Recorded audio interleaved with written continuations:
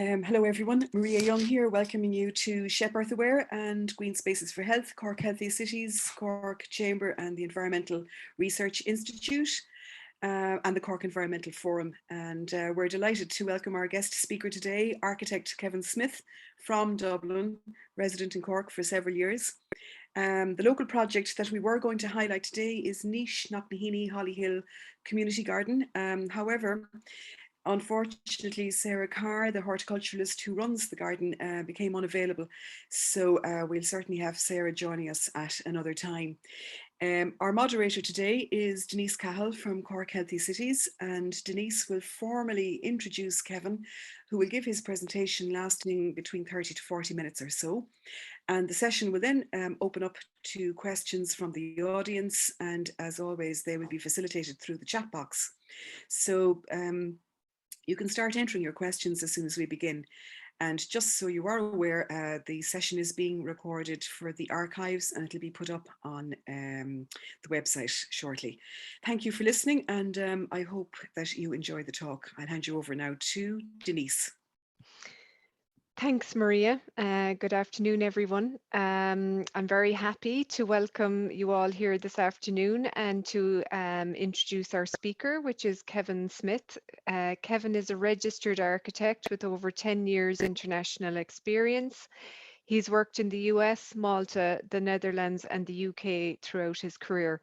Kevin has worked as a project leader or senior architect in specialist aspects of design and construction, in particular with conservation projects and modern buildings in an historic context.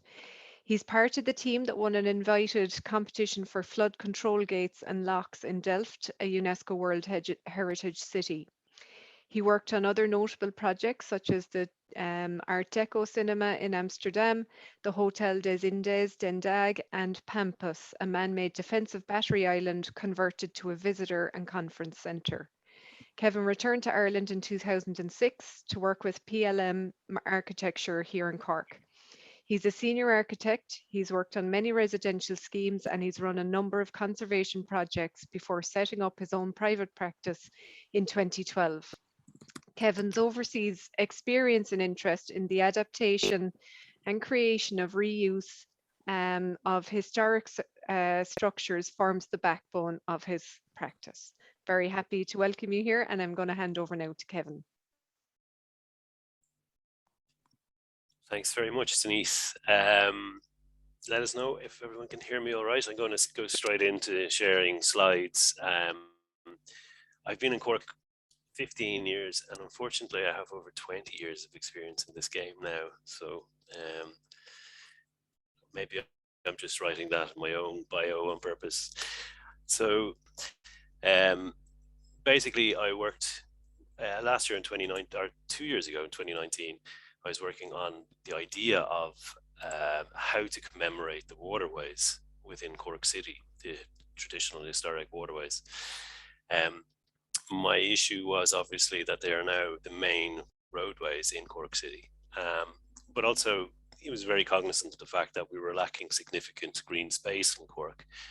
And this is never because of an oversight as such, but more particularly because of the history of how Cork came to be. So that's me. So this is where I grew up in Dublin. The significance of this McInerney built housing estate is simply that it was probably the first housing estate to have a landscape plan.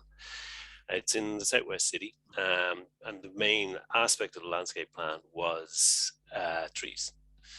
It's just down here in the center, just on Knockline down here. This is where a few of my friends grew up in Tala, and it has exactly the same proportions, exactly the same types of centimetres, exactly the same, no trees. And it was just very striking. This is Knockline now, and this is Killinarden. You know, the impact that it can have on just your sense of well-being in a place. Classically, Bagot Street Lower in Dublin, you know, some of the most stunning trees and arrangements that it doesn't need to be along the side to make a difference. And this is Amsterdam, Loriogacht, which is just off where I used to work. I have an office there, and just the impact of trees and water, which is really, and where, you know, the nascent ideas about this came from. As you can see, the trees aren't particularly significant, but the presence is very strong. Even you see how close they are to the buildings. And the way that they manage the root system is a very simple thing. Just it's an engineered soil that stops it bursting the canal banks or lifting the pavement too much. Obviously, they do still and need a lot of maintenance. When I talked about introducing trees into the city, the problem really was that I think a lot of councillors and local authorities thought it was going to end up something like Angkor Wat in Cambodia, which would be something more like this problematic aspect of trees of, that they will take over like triffids. But the truth is, how they actually benefit the town in terms of actually everything from water management to air management. And there's a huge amount of research on it and resource on it. And, loads of different ideas of the actual value, how you actually value in real financial terms, the benefit of trees in areas. So these are just all technical diagrams of swales and different ways of water management, mostly from American. And that's back looking at Luriaracht again. So this is Cork city centre. This is Dawn Square, actually, I think. And this is what lies beneath. And so this was during, I think it was during when they were doing the Pana, the original works there back in early 2000s. And this was the culverting of the original river channels. There's plenty of that all over the town. This is a modern culvert. This is actually the River Bride. So if anyone follows Chris Moody on the River Bride otters and the dippers, you would see a lot of very important work that he's doing there. And again, running up against a lot of issues, both from flooding point of view and also from a urban and green point of view, I suppose. You can see here on the left, these are actually the original fenders of the quays that directly came off the main River Lee into River Bride, and there are actually docks here. So this is all comes out underneath the River Christie Ring Bridge at the Opera House. So the idea of the trees was essentially then, how to make a nature bypass. So the idea was joining one side of the city to the other with a canopy. So this little fella can get from one side to the other, notionally. I have actually seen the squirrel on Grattan Street. I don't know how he got there, but I have actually seen wildlife that much in there. And I know foxes are more and more present too. Obviously, just using very straightforward technology, existing technology, no drama, to deal with it and manage it, and just actually reflect on the effect. So this is back in 2019, just to be clear. So this is the green areas in the city. These are the blue areas. And I've shown the Patrick Streets and all of the original waterways in here, roughly, as well, because these are the areas we wanted to commemorate in a sense. And I just shown notionally that we just plant loads of trees on these areas. The idea is really, that there's an awful lot of open space within Cork already. We just tend to use it as roads. So like this is the size of the Pana, if you can see it there, and just see the shape of it just follows the curve of a road for the sake of cars first, and pretty much the pavement is leftover space. Like there's a few trees here, but you can see that you can really push it out if you wanted to. And again, this is on George's Quay and Morrison's Island. Again, the idea that we can turn the quays and areas into green spaces themselves. I mean, anyone who's been on the marina can attest to the benefit of it when the car ban worked there. Now, it doesn't mean that we have to ban cars in order to create these green spaces, but you can create these pleasant places to be within the city without it necessarily having to be a massive public park. Again, this is more residential. This is Peters Park down on the left, and up on the top here is Shear Street, another original water channel, Nile Street originally. Franciscan Abbey here is Grattan Street, and just trying to introduce planting. Now, this is one of the main this is the main residential area in the city centre and most densely populated, one of the most densely populated areas in the city. And one of the unsung triumphs of Cork City Council and Corporation over the last 40 or 50 years in terms of pioneering urban regeneration. And it's not given enough credit or attention. In fact, it's completely overlooked, in my opinion, within the council itself. It's another story. So Amsterdam, now, as most councillors will tell me, and particularly ones that are really good in their geography. Cork is not Amsterdam, and I'm quite often reminded of where Cork isn't, and what it isn't. But Cork is very special in its own way. This is the Green Bridge and High Line in New York City, Green and Mile End, like they do massive infrastructure projects in some ways, but you know, we already have all of this space. This is the Panaban in force, very early days, 2018, I guess, 19. And this is an amazing little tree on that corner, actually, you know, that actually is home to a lot of pied wagtails, if you're ever looking for it. It's very interesting just to check that out. And I have a friend, Jason Lucier, who's been mapping urban bird colonies for the last 5 years. And it's really worth checking out some of his work. This is me ghosting in Bagot Street trees, just imagining. Now, these are behemoths, and obviously they've been growing for 200 years already, but just to give an idea of enclosure. And if we look at, this is down, obviously, the other end, Winthrop Street, and putting in more Bagot Street, more green, you know, like without taking anything much away from the city or the actual space that you have, you're actually improving the quality of that space. So that is one presentation, put it simply, and this is where it led me in another way. That my main issue was that nobody. Let's see, one sec. Just stop that. Nobody bought it, I think, is the best way to put it. The key issues are really management and maybe willingness, but being frank about it, it was very much a what if scenario. And the most extreme, or the people who would be most supportive of it, it was such a large project or a different way of thinking about space in particular, that there was always a sense among people that we were losing more than we were gaining. Now, that could be everything from there's going to be a whole lot more work, or we're losing space on the street, or you know, someone's going to have to sweep up the leaves. Some of the comments were like, gosh, it'll block out all the light, you know, as if Cork is Costa del. I don't know, but I mean, there's just not that much interest in it. Like, fascinated, a lot of people were very keen about it, but like, it doesn't have that momentum. Now, it's not really what I'm about in my work. So, you know, I don't have a clue about trees, planting trees, growing trees, or anything else about it. I mean, this is an architectural idea, and it's very particular to an idea about how we use space. And, you know, so from my point of view, whether it's a tree or a blade of grass, it doesn't matter in that regard. Obviously it does, but in terms of how we think about the space that we have. So I'll just share this one now. Sorry. Find it this time. Hopefully, here we go. So this is next presentation. So quick history of Cork. You've all seen this, I'm sure. This is 500 years or so, probably more.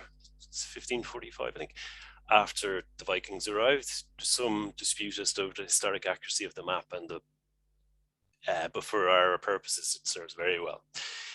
Basically, we reckon, I don't know if you can see my cursor, but down the bottom here, we have, you know, this is South Parish, and then we have obviously the southern area of the island, South Main Street, North Main Street. This area was the originally settled by the Vikings, and the original one to be reclaimed by the Vikings, right across the way from Finbars. If you could imagine how uneasy a truce that would have been with a pack of medieval or early medieval monks and marauding, hoarding Vikings, as we like to envisage them, it must have been quite a tense interface there. But if you think about it from a commercial point of view, it was like Rotterdam landing on your doorstep. Suddenly the monks had an entrepot to the whole of the Viking network. And as the Vikings' port grew, so did the actual the value, and so did the trade, frankly. So, you know, this part of the city is extremely expensively built, and probably more of it, but certainly this area in the south, like, it's literally built by slaves. It's literally built on the blood of people who have been imported, you know, even Welsh people who've been brought in and actually built the land ground up. It wasn't BAM, it wasn't CISC, it was pretty much free labor brought in by the Vikings to do that. And I'm sure the lads on the banks weren't too remiss about employing that labor too. So that was only the beginning. And obviously over 500 years, and this is talking about half a millennium, it began to reclaim the entire central marsh here with north and south, south gate, with the eponymous river through the centre, and obviously Queen's Old Castle here, but that supposedly being the image of the Cork City of Arms. The main thing is looking at all the rest of the water here, and this water eventually becomes what is Cork City's open space. This is 1750. So this is just before, I don't know if you can see this now, I'll put in, this is the waterways here, just to be clear. So this is before they filled in Patrick Street and the South Mall down here and Grand Parade here. This is the South Channel here, and these are all mills in and around where Washington Street obviously doesn't exist at the moment. And that's Henry Street and Shear Street here and Grattan Street. So this area is the central core of the original medieval city. And there's been no really extra bridges built here. Maybe, I think Clark's Bridge might have happened, but not quite yet. But still it's just Northgate and Southgate and everything off of that. So a lot of the communication was done by river still, even in 1750. The whole dynamic is that, like, the main street is the market street, is, you know, it's occupied. You have literally shopkeepers at the front and you have deliveries at the back, and the deliveries are the docks and the coal quay.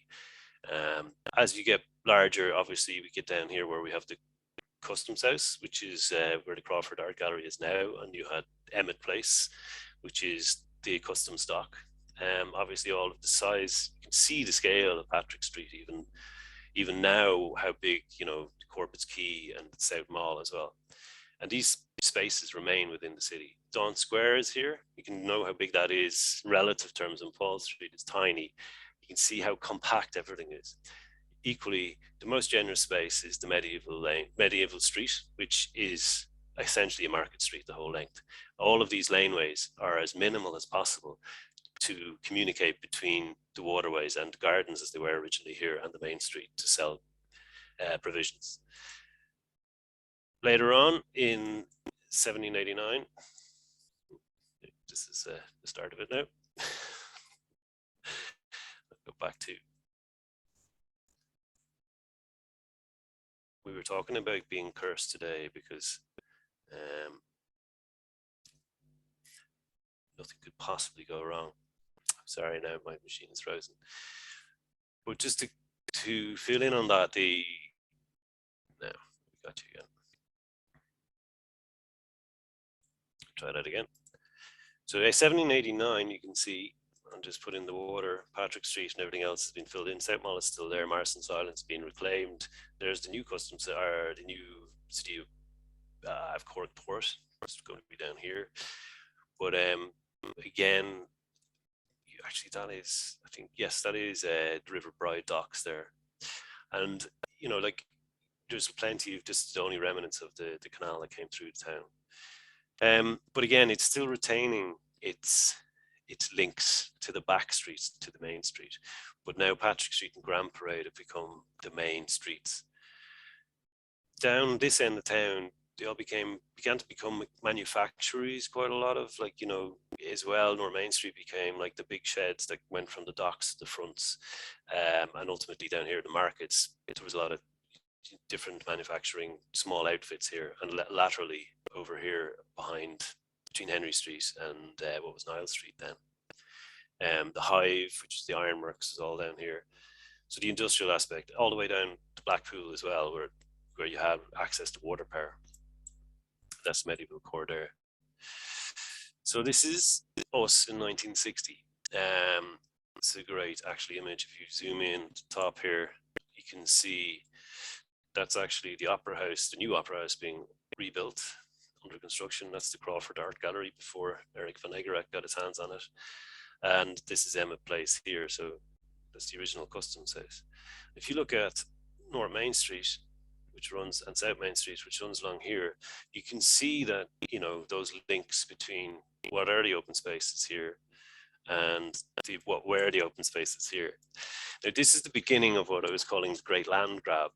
And what this means is that this derelict space, these old manufactories, just became car parks, frankly. And this area here is quite interesting. This is Patrick Hanley Buildings, which is one of the most incisive interventions by, I think, commercial enterprise in the local authority. I'll come to that in a minute.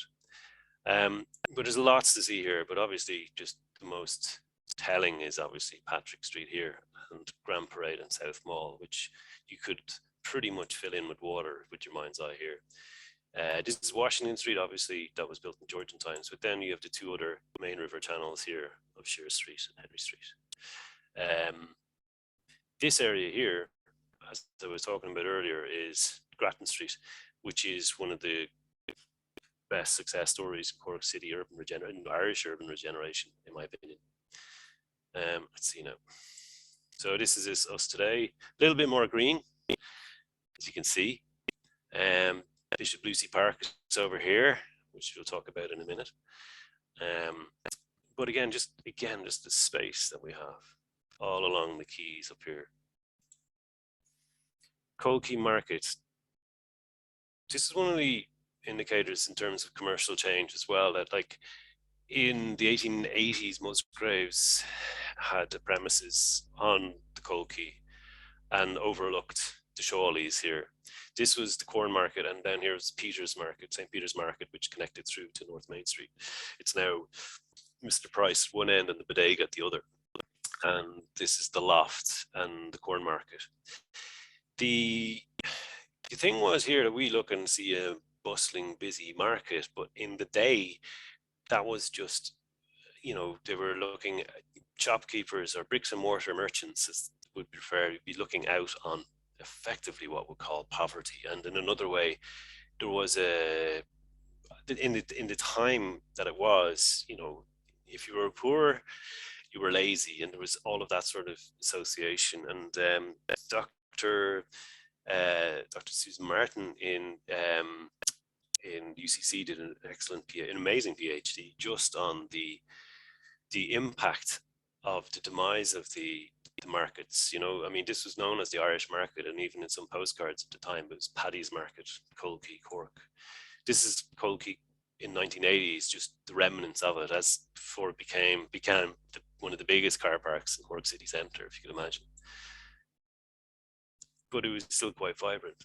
So this is what people in Cold Key wanted the Cold Key to look like. You know, this is the other end of Patrick Street, and very well to do, very well restrained, and also quite empty of people and things. One thing I always remark upon is the trams down the centre of the street.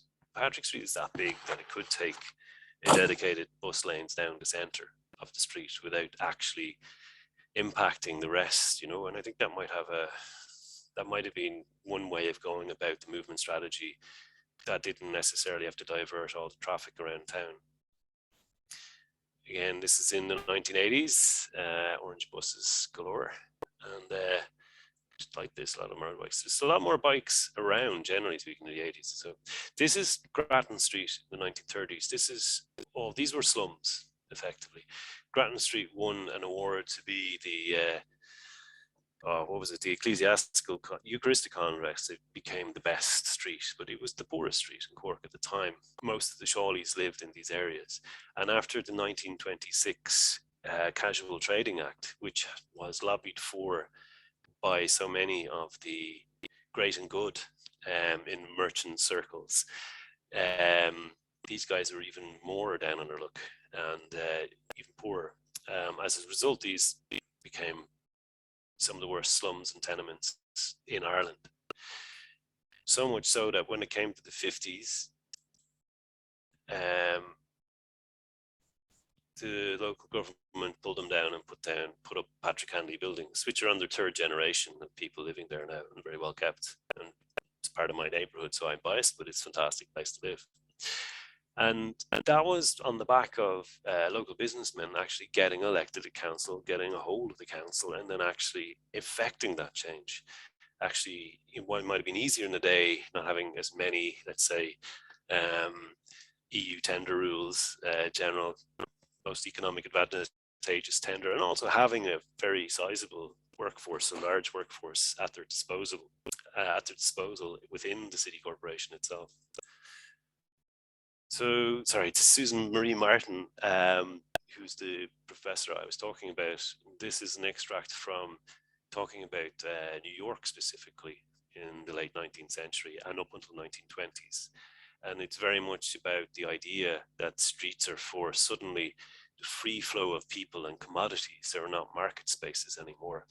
And from that there, then, if you think of it, the logical conclusion of that is the free flow of traffic. If we're looking again at a close-up of the 1960s map, and you can see all of the parking lined on the quays. Originally, these would have been working quays, if you can imagine. All of these would have been busy with stevedores and whoever else worked the docks. And now they're just, any space that's left over is parking space, all the herringbone parking. This is where the Dell House is at the moment. Munster Furniture is over there. This is all housing now, which is a part of the reclaim. The works in the 1980s, 90s and noughties just to reclaim all this area. And again, you know, more parking in the back and great parking in Colby and Cormarket. This is the original Musgraves building, which is now TK Maxx. Musgraves would have been, and no disrespect, this is days of the time. This is the times we were in, and this was all about improvement and city improvement. The problem was that those people who were the Shawleys lived in the city centre, and that was an awful lot of people. It's hard to actually describe. The other side of it is that how we do stuff. We can do stuff in massive infrastructure projects, or we can do stuff incrementally and small. The problem with incrementally and small, it feels like nothing's getting done and it takes forever. The problem with infrastructure projects feels like nothing's getting done and it's taking ages, but the entire place is dug up. So again, just looking at these two, this is a for example. This is Bishop Lucy Park, believe it or not. A part of it, that's the oval to the left. And basically Bishop Lucy Park became, if you look at it here, that was what was on Bishop Lucy Park site. That's the oval on the corner there. You see it's really densely populated and things, which just became ruins. And rather than restoring the buildings, using it another way, it was demolished and reused as our leftovers. It really is leftover space, and that is why, even with the amount of work done with it, it does feel like it. You know, without being negative about it, it does feel like a leftover space in comparison to more formal Georgian squares and that sort of thing. I suppose my argument is that we have all of these formal spaces existing in our streets and in different settings. So here's the big infrastructure example, and we don't really need this lesson, having been through several of them in Cork ourselves, children's hospitals and otherwise up the country as well. But this is Boston and the Big Dig. And in 1982, they thought it was a good idea. This is one of the biggest problems in the world at the time, which is the Central Artery, I think they call it, which is just a massive 6-lane highway right through the middle of town. That was, by 1959, I think it was built with 75,000 cars a day, 200,000 by 1980. And it was just obviously choking the city. It was causing serious mayhem. In some ways, like in a very small way, like some way people imagined Patrick Street when it was clogged. 2020, there we are. It's a park. Essentially, it's a long greenway with community streets and general landscaping and everything else. It looks simple from space. This is what it is before and after. Again, you know, before and after, there's a huge amount of work. It only got finished in 2007. It started in the mid-90s. It went about 4 times over budget. I don't know, 20 billion over budget. But the real thing about it was that they only had a cut off of it because it was a federal motorway. So this is a roads project, not a city urban planning project. It was specifically to double the size of the actual central artery, but put it underground to facilitate it. And there was tunnel collapses, monster cost overruns. You name it, it happened, and the city had to put up with it for, the guts of 20 years. Is it worth it? Yeah, these buildings are all worth a fortune now and everything else, but it's a car-based solution. All we're doing is burying the cars that are still there. They're just out of sight. So maybe it's a bit more Victorian than it needs to be. This is the Seoul Plaza in 2002, just before or in and around the time of the World Cup. And Seoul took a different approach to its pedestrianisation and its, street and traffic management. When they hosted the World Cup, they suddenly realised that these urban spaces were quite important. So this is it as the road as it was there at the moment, and that's fine. But so we have, sorry, excuse me, I got disturbed there. This is a massive, I think there was 250,000 people in that square or something at the time. But once the World Cup kicked off, these spaces became really important in Seoul and reinforced what the council was trying to do at the time, or the Metropolitan District were trying to do at the time since the late 90s, which is improve pedestrian services. So the Seoul Plaza, which was finished roughly in 2007, became kind of a cornerstone of that. And it's, I don't know, roughly a hectare of open space associated with the City Hall. But you can see around it that there's still an awful lot of traffic. There's still an awful lot of movement, but there's much better crossing areas, which they didn't have before. But this is a key example. So the 9 main points, I won't do too many PowerPoint stuff, but just, it's really basic stuff. Expansion of designated pedestrian-only streets, specific pedestrian areas, introduction pedestrian first roads and living areas, which is not rocket science. It's, Canadian in town has always been the way. If you step out onto the road, a car has to stop. This is what North Main Street is meant to be, pedestrian priority. Operation of children-only streets, that makes sense around any school. Lowering the speed limit on back roads, living areas, overall improvement of the pedestrian environment, blah, blah, blah.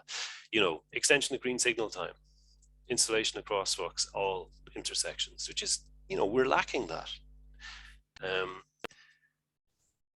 But in proof in the pudding, between 2002 and 2011, just in the space of 10 years, you can see the grey, this is the length of walkways and the area of walkways. So essentially the amount of space given over to pedestrians is just increased, I don't know how much actually, but it's a massive difference, because the impact is something like 78% increase of actually people in town. The car parking, this is a Brentfordarian thing, just, how much space for 2,000 people, 2,000 people is 1,600 cars, that many football fields, buses, that many, bikes, that many. This is where I get to the point about land use. Oops, sorry, sped back too fast there, ruling it. This again is just a more visual representation of that amount of people in that amount of space. Okay.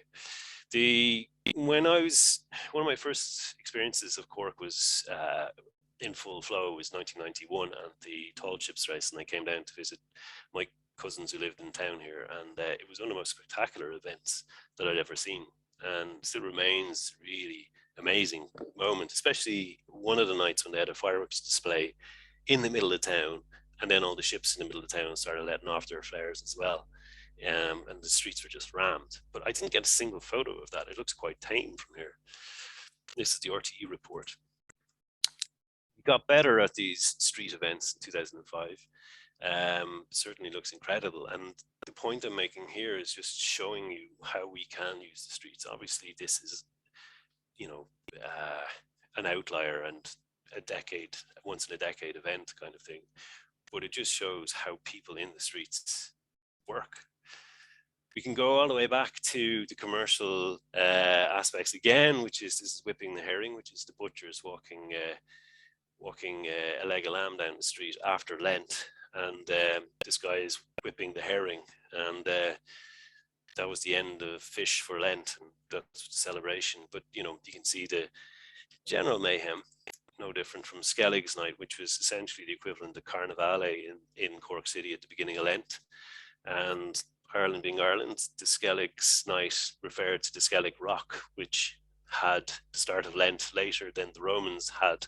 So therefore, there was a bit more crack to be had before Lent happened.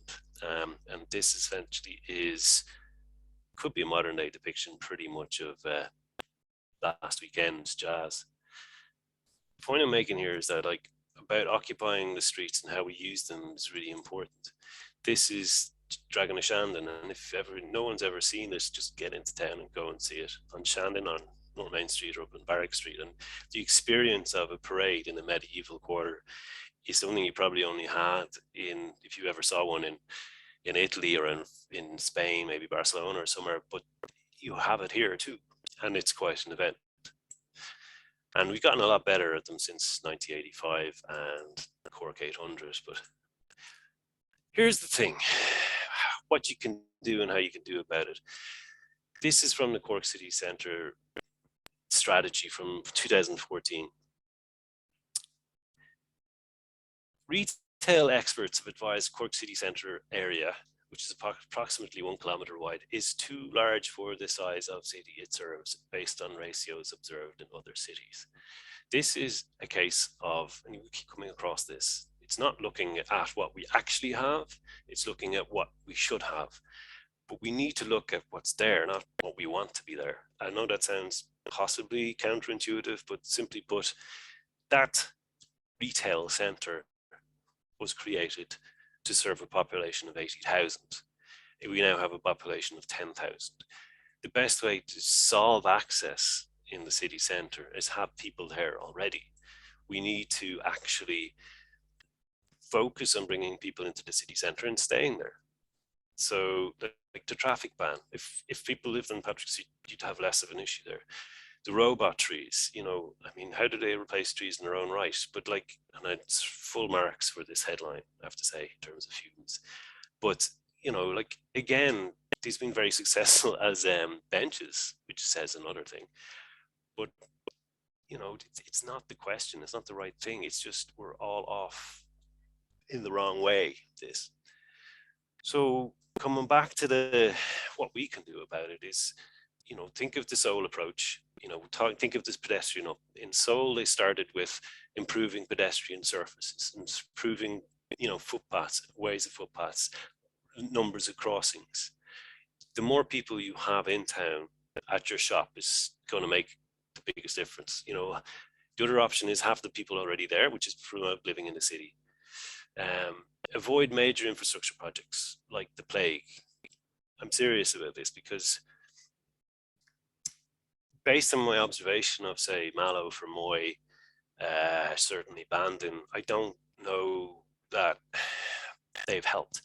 I mean, if you imagine it, the difference between building a tidal barrier down in Lochmahan as opposed to digging up the entire city centre, the entire city centre, and the impact that'll have on whatever's left of the city centre, it just doesn't bear thinking about. Regardless of the efficacy or how much it'll work in serving flood needs. Land use, we've loads of land. We have loads of land. We have enough room in there for 80,000 people. We're just not using it. Maximize it for delivering maximum customers in the quickest, cheapest, most effective way, buses and bikes, but most of all, homes. And lobby for actionable and practical interventions. Like we're talking about Fergal and different directors of services. The problem we have isn't that we have laneways and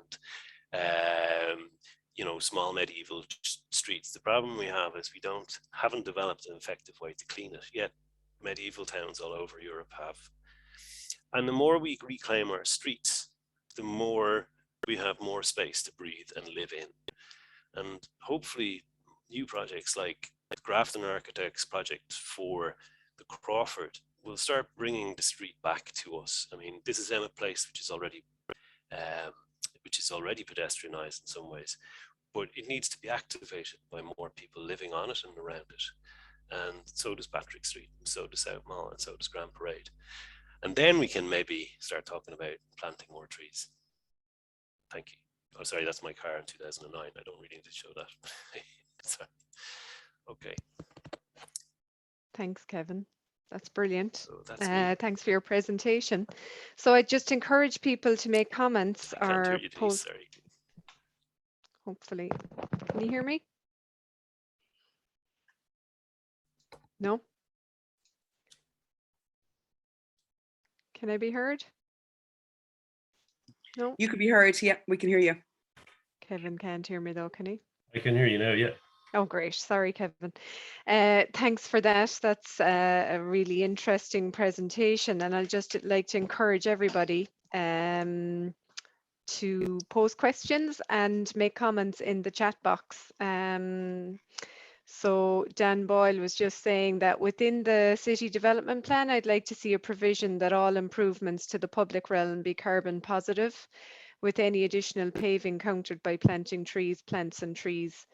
Kevin's proposals go a long way towards this. But Kevin, I think your final comment there, and would it be fair to say, and I know I'm certainly not an architect or a planner, and my background is health and health promotion. You know, I'd love to see more trees from a health and well-being perspective, as well as an environmental and an aesthetic perspective in my city centre. But are you kind of saying that trees are the icing on the cake? We need to get everything else right first. Is that kind of how you concluded there a moment ago, or have I misunderstood you? No, I think, you know, being frank about it, the foundation of architecture, if anyone's been listening to Orla Hegarty for the last 2 years, and I think I didn't mention that in terms of the impact the pandemic has had on how we reclaim our streets and that sort of thing, because it's another layer.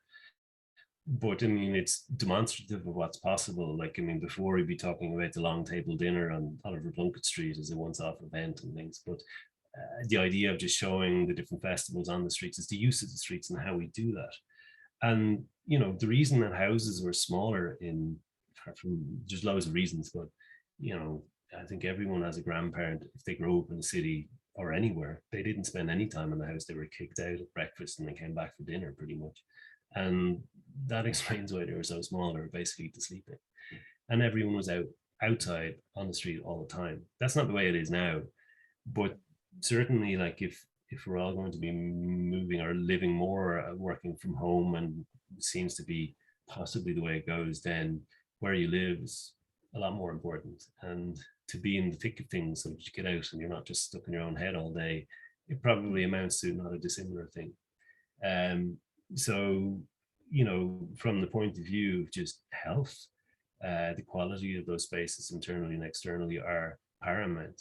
And ventilation and air are singularly important. And trying to get more cars into the smaller space never works. And I think starting from the most practical and simple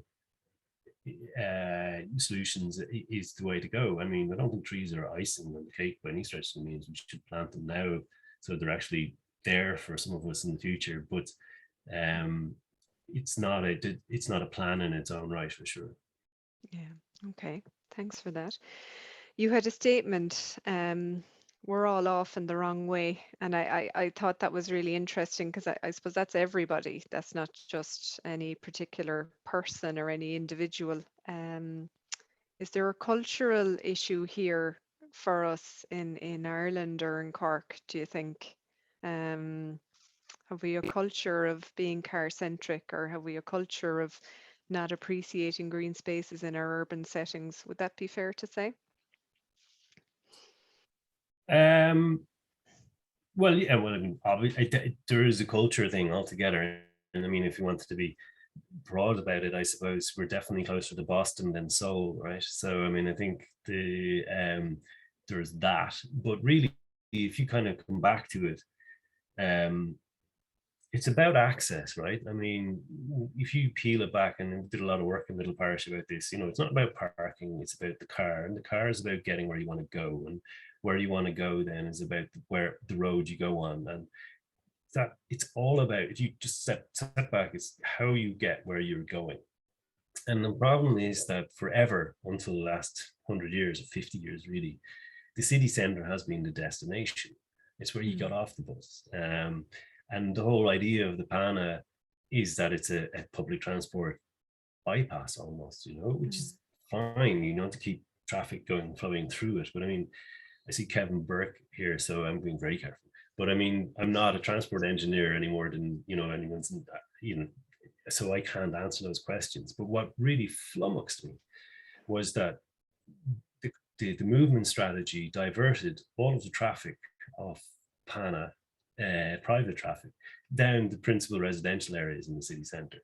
And, from a health point of view or from general benefit point of view, it just means that it seems to be much more about through traffic, even though they're trying to divert it, but it is all about through traffic and not treating it as a destination. In Seoul, they're changing all these roads and streets into community streets, that pedestrian prioritized. Like, I mean, that's not really cultural. That's just reflecting on what's there. It's like, okay, just see how much traffic management goes into schools in Ballincollig compared to, say, in the city centre. I'm just being facetious there, but there's a lot more traffic management around that. There's a lot more traffic problems as well, but still people drive to school much more so than they did in the 80s. Yeah, it's interesting. Tony wants to know, what do you see as the main impediments to greening Cork City or the city? What are the main impediments? Yeah, I know you talked about infrastructural investment and national investment in that, so could you just expand a little bit on that? Well, I think it's local funding. I think you see, there's so much, potential and available commitment. Like, I mean, just speaking in a forum like this shows that. So the willingness is there. It's actually how to deliver it and what to deliver. So that's why I'm saying it needs to be bite-sized pieces, small, incremental, but part of a larger plan. And if you look at the Seoul plans in more detail, it was incremental. So there's wins all along the way without having to tear up the whole city and then repave it and put some trees in. And whether they're parklets or little things, but I think it's more about reclaiming the streets for people, and whether that's private enterprise as part of that, maybe that's helpful. Certainly, I don't know is the honest answer. I think the car space, it's not about greening or not greening. It's about use of space. I think once you reclaim the space for people, whether it is pavement or pedestrianization, then you can start looking at greening, and that naturally improves the quality of space for everybody. Yeah, great. Mose Jacobs is just saying that your presentation, actually a lot of people are commenting that your presentation's excellent and very interesting, but she's asking, how do the city powers that be view all of this at the moment? In, I suppose, in your opinion, you might have a view on that. How does the cities? I'm sorry. How do the city powers that be, the powers in the city, view all of this at the moment, do you think?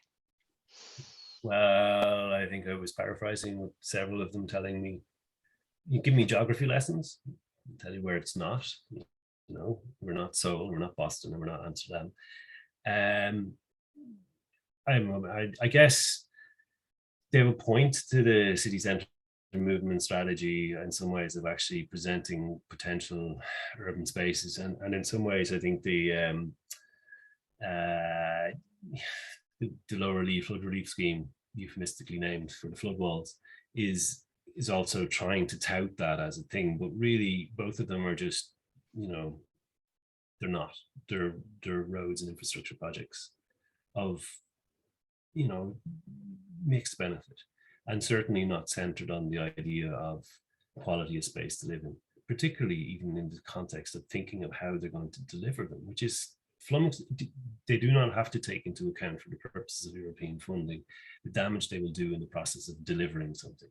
And that is killer for me, because frankly, that is literally killing the thing you love to protect it, which just doesn't make sense, Yeah, it's an interesting way to put it. Rebecca Smith is asking, what's a practical way forward to overcome barriers within the City Council to start small-scale greening across the city? There's a huge interest in greening here among our audience, so maybe some Well, I mean, practical steps. well, I mean, I think I live in the city centre. I think, not to be bragging, I don't know where everyone else on the forum lives necessarily, but I mean, the smallest things in the city centre make the biggest difference. It's actually just ownership of the space in front of you. So if you're managing, you know, the laneway or trying to keep it clean, it helps a huge amount, and then brings more people in, and then it generates its own momentum. So I think, you know, Kevin and a few lads years ago started cleaning the signposts and tidying North Main Street on a personal basis, and then several things came out of that in terms of painting and things. But at that, even the main thing that come out of that was momentum for larger projects around the city. Unfortunately, North Main Street didn't benefit directly necessarily, and there was accusations that it could just be lipstick on the gorilla. But I think it's not going to get done by anyone else. It has to be done by people in this forum now. You know, I think, you know, we are the power. It's not really.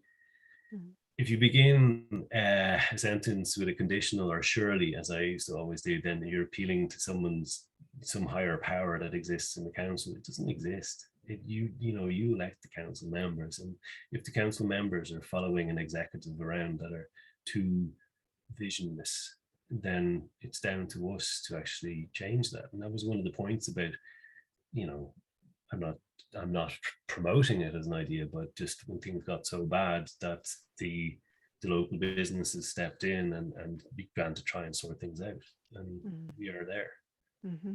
Yeah. Kevin Burke is just clarifying that he wasn't involved in the movement strategy, Kevin, and it was way before his time, and he suspect that it would now be a placemaking and urban movement strategy of commission now.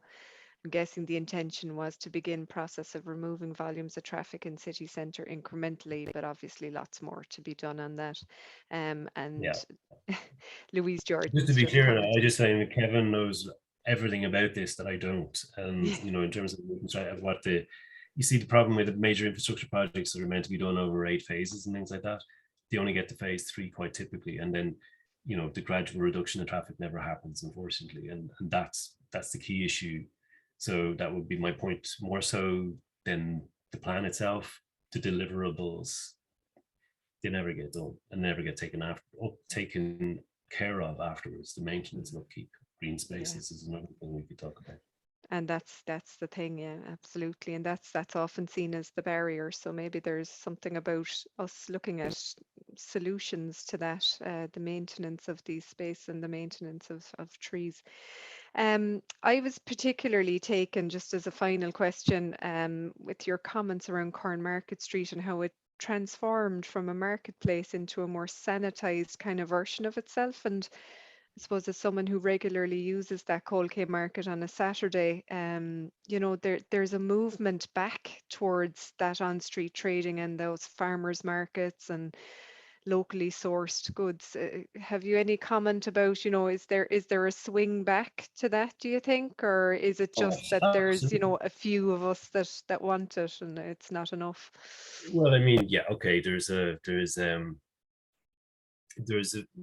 probably not unfair accusations of the nature of people who tend farmers markets and things like that. But in terms of, like, you know, whether it's in what's interesting is something like the Mahon Point farmers market, and the dichotomy of that been happening in a car park, you know, and so there is a desire for it. And, like, you know, the fact that Tesco or whoever else is in the Mahon Point is helping promote this, because people will go and, you know, buy their toilet roll in Tesco's and then get their pizzas outside, is mutually beneficial.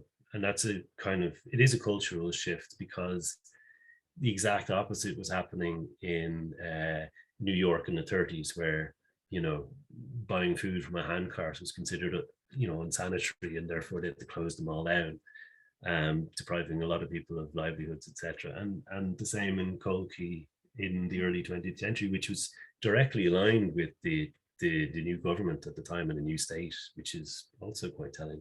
The idea of what modernism was and how to become modern, and it was almost like stamping out poverty by trying to sweep it under the carpet. That got rid of it. But the most important thing about markets and using the city, using the space, is tying in with what we're talking about, green spaces. It's not about necessarily that they have to be green. It's about this space exists, and occupying it as people for those outside uses, whatever that is primary in actually beginning to create more healthy and livable environments. Very good. And I suppose just a final question, I promise this time. You mentioned Grattan Street, and the work that was done there was one of the better regeneration projects that you've seen. Can you just tell us what the key to that was? Was it that it focused on the people living there? Was that the central tenet of it, or was there something else that led to that? Well, it was city centre for a start. It was of a scale. So, I mean, nothing's more than 3 stories high, but it's incredibly dense. So I think it's be corrected if I'm wrong, but it's like 1,200, 1,300 people per square kilometre density in that area, which is phenomenal. But there's nothing over 3 stories. And like all of the talk about going high rise and stuff in Cork is unnecessary. When you look at the bald statistics of 11,000, 10 to 11,000 living here and 80,000 previously, even if we had half of that within the available space, it's perfectly achievable, and you don't need to go that much higher, if high at all, and that saves so much on lift energy, general more infrastructure development. We're also building on a mattress, which people kind of forget too. I mean, any of the developments, I live in the Marsh, and any of the piling that they do, as soon as they pull the pile out, there's a pop, and you can feel it through the whole bloody ground. Yeah. So the less of that massive work, the better. But also, like, it was it was rehousing people who live there, that's for sure. But the Patrick Hanley building is quite interesting, just because there are the 3rd generation living there now in some situations. But the challenge that the area faces now is that it pretty much contains all of the frontline services for Munster, like homeless through to medical and addiction, etc. And although the problems aren't generated there, it's associated with it. And that's killed North Main Street and as well in its association. Equally, like the connectivity between pedestrian connectivity from the west of the city through to North Main Street and Cold Keys is being damaged significantly by what could be better management of the centre. Very good. Thanks for that. That was brilliant, really interesting, and thanks to everyone for your comments. There's lots of positive feedback. Just one final feedback there from Tony, saying thanks, Kevin, great presentation, seeing how we can celebrate the city. And I think that was very much the emphasis of your presentation: incremental changes and maintenance and upkeep and citizen involvement, which I think a lot of us can take responsibility for as well in our roles, must be key. Thanks. PS, this is a comment, not a question. So thanks for that, Tony. And thank you, Kevin, for your time, because I know you've been busy, and I think you're presenting to us from Dublin, so you're in the midst of other work as well. We really appreciate you taking your time out today to do this. Thanks everyone for joining us. We will have Dr. Colin Sage speaking at our next event, which will be on Tuesday, the 30th of November. He'll be talking, Can Cork Feed Itself? He'll be talking about a sustainable and healthy food system for Cork. He's the former chair of the Cork Food Policy Council. And prior to his presentation, we'll have an input from Finola McCarthy, who is working with Maria Young and myself in the Green Spaces for Health, and she's carrying out an audit of the needs of the community growing projects across the city. So That's another event to look forward to. So do pass on the word. We'll send the recording of this seminar to you all and to everyone on our circulation list for everyone to share. Thank you again, Kevin, once again on behalf of all the partners, and thank you all for joining us this week as well. Midterm is a challenge, so thank you for taking the time. But just to say thank you very much to Denise and Maria and everyone in Cork Chamber for helping organise this. And we need more of it. So if you're going for local election next time, you'll have my vote anyway. Better put your name down there. Thanks very much. Thanks, Kevin. Take care.